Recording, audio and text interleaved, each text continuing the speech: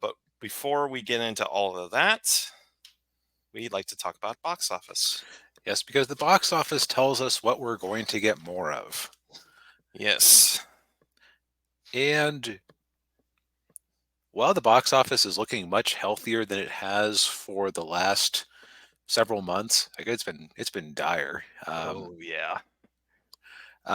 There's I feel like Kung Fu Panda 4 and Dune are kind of slowing down a bit too much to really be worthwhile for the people Yeah. making them. Now, I'd say that the biggest thing that Kung Fu Panda 4 is going forward is that with an $85 million production budget, that's pretty cheap for an animated movie. Yeah, that is. Yeah, it's certainly cheaper than anything Disney's been putting out lately.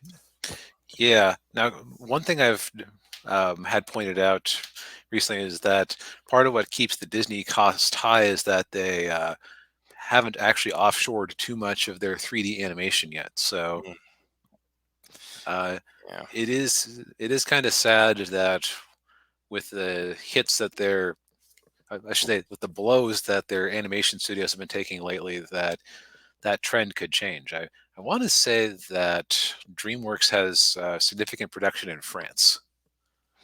I believe so. I know Illumination does. That might be who I'm thinking of because they're both kind of under the umbrella of Comcast.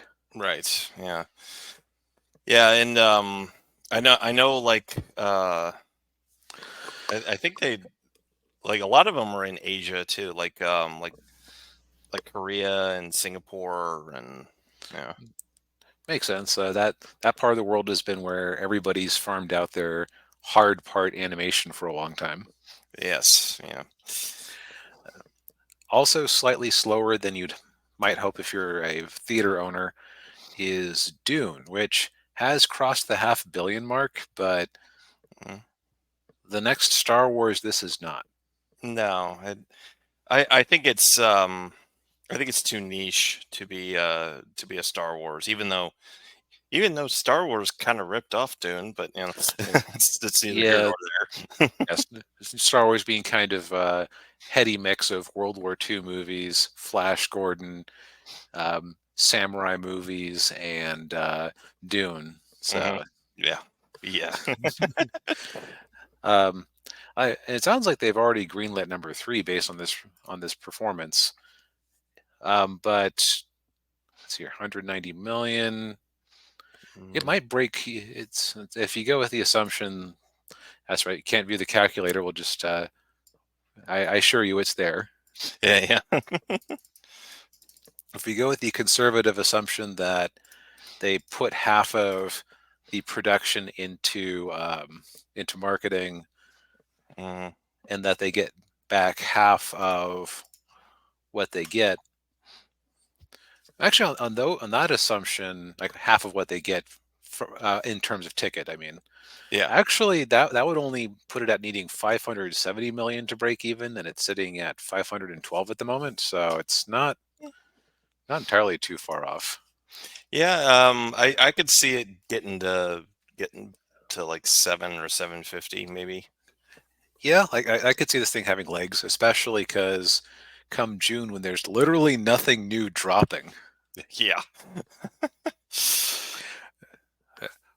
or if there is anything dropping, to my understanding, it's nothing big and important.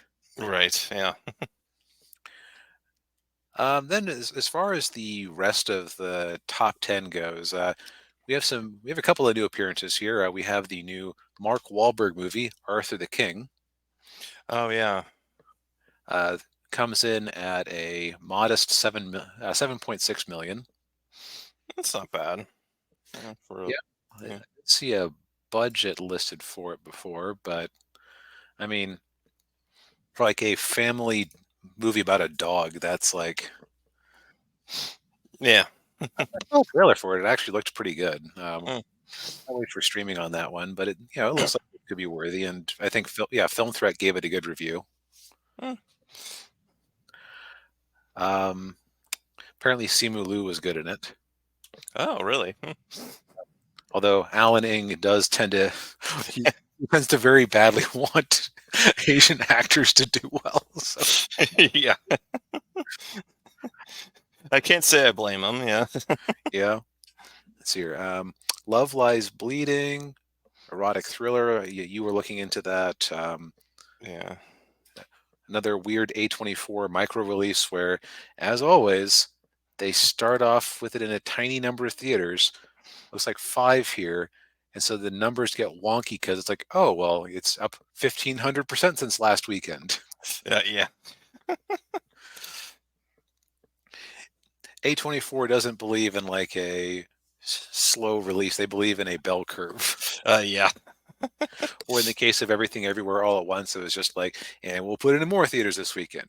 Okay, we'll take it out. We'll put it back. We'll take Yeah. it out. Oh, yeah.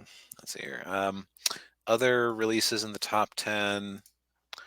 One Life. Oh, this is the one about the guy who helped save people from bad World War II stuff Oh, yeah. and him dealing with the guilt of the ones he couldn't save afterwards. It's a bit like Schindler's List. Sounds like. We've got a movie that I think we were talking before the show that we're both kind of happy to see fail. The American Society of Magical People of Color. Yes. Which from the it sounds like the funniest moments were in the trailer. Let that sink in. Insofar as it sounds like it basically takes modern paranoid people who are paranoid about racism and just takes it at face value and doesn't subvert it at all. When I would say that the way you take that basic premise of the guy who has to be the supporting character in somebody else's life would be to seize the bull by the horns and decide to make something of himself, but that doesn't sound like what happened. Yeah. It's a shame. Although I will say one of the actors in that movie is in one of the movies we're reviewing tonight. So yeah, I don't know which movie is better, honestly. Yeah. Spoiler alerts for our thoughts on a certain movie. Yes. But wow. After 5 weeks, Madam Web has not crossed 50 million. Oh, man. Wait, did Wonka, which has been on streaming for a couple weeks now and has been in theaters for 14 weeks, had a better per theater average than Madam Web? Oh, man. Oh. Just dig the knife even deeper. Yep. Well, and looking ahead to our other reviews, there might be a reason that people want to go see Wonka on a big screen. Yeah. Even if they saw it at home. Besides that, there's not a whole lot else to talk about. It seems like the box office isn't necessarily it's had a jolt of life put into it, but it's not necessarily. We're not seeing a Barbenheimer moment here. No, yet. not yet. Of course, Ghostbusters is coming out or is out today. Yeah, I've heard kind of mixed. Like it's kind of sounds like it's painfully average. Which, honestly, if I think back to the previous movie, the last one was kind of painfully average, but it had like a nice heart to it. Yeah. But you can only pull we got the whole team that's alive together one more time, and we're giving Ramus a nice send-off. Yeah.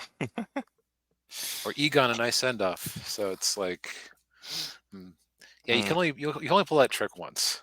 Yeah. Well, but we'll see how it does. Yes, we'll see.